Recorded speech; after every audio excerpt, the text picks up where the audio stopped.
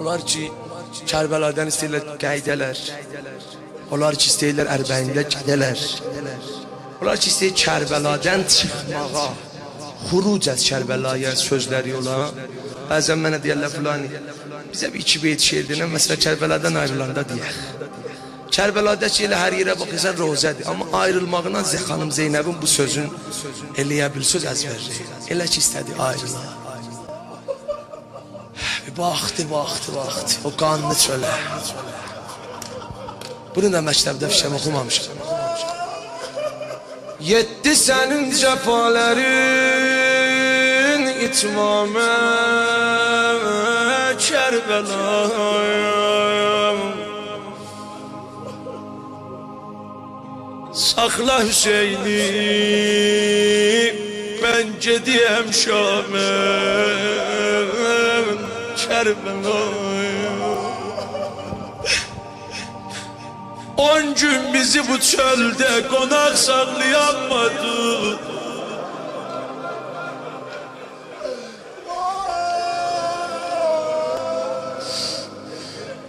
Verdin əsir forqəyə zullam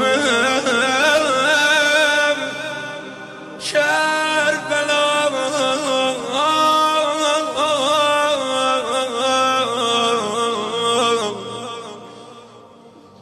Xanım ürəklənibdi.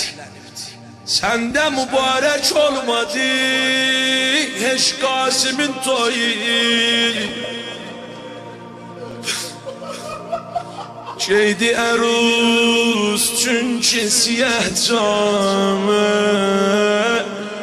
Kərbəlayım. Sərdarimi sudan sarı şərbəndə eylədi. Sərdarimi sudan sarı şərməndə eylədim. Verdin əzab səhmili zərqamə Kərbəla əsğər barışsa səndə rubab eyləməz helal. Sukami vermədin sən o nakamə Kərbəla tapşırdı gül cənazəni çadar neşinlərə. Tez dəfn edin dedi, bu bədən çox yaralıdır.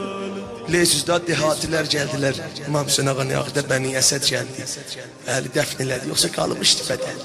İmam Səccad ağanın da huzurunda. Xanım Zeynəbin adamsızlığına bu bəsdir. Bir günləri bir nəfər tapanmadı ya onların içində. Ondan baxdı köyə.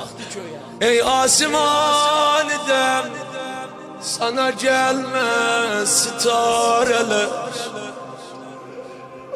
Adam o qədər adamsız qala ulduzlara yalvara. Ey asimanidəm, sana gəlməz sitarələr. Qaldı süzün ümidüzə, başsız cənazəm. Gün batçağın yaralarını royət eyləyin. Zeynəb əzasinə gecələr şirkət eyləyin.